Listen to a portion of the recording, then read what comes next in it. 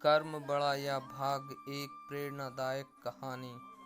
इस दुनिया में कर्म को मानने वाले लोग कहते हैं भाग्य कुछ नहीं होता, और भाग्यवादी लोग कहते हैं भाग्य में जो कुछ लिखा होगा वही होकर रहेगा। यानी इंसान कर्म और भाग्य इन दो बिंदुओं की धुरी पर घूमता रहता है और एक दिन इस जग को अलविदा कहकर चला जाता है।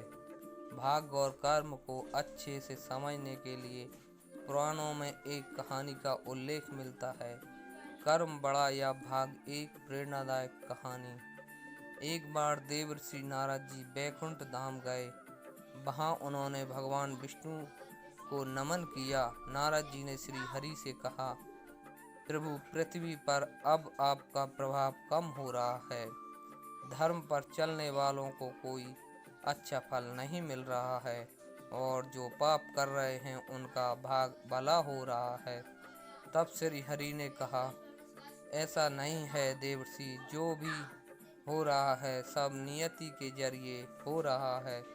नारद बोले, मैं तो देख कर आ रहा हूँ, पापियों को अच्छा फल मिल रहा है और भला करने वाले, धर्म के रास्ते पर चलने वाले लोगों को बुरा फल मिल रहा है।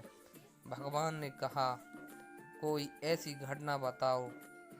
नारद ने कहा, अभी मैं एक जंगल से आ रहा हूँ। वहाँ एक गाय दलदल में फंसी हुई थी। कोई उसे बचाने वाला नहीं था। तभी एक चोर उधर से गुजरा। गाय को फंसा हुआ देखकर भी नहीं रुका। वह उस पर पैर रखकर दलदल लांघकर निकल गया। आगे जाकर चोर को सोने की मोहरों से भरी एक थैली मिली।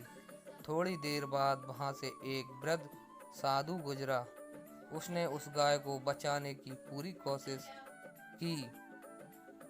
पूरे शरीर का जोर लगाकर उस गाय को बचा लिया, लेकिन मैंने देखा कि गाय को दलदल से निकालने के बाद वह साधु आगे गया तो एक गड्ढे में गिर गया।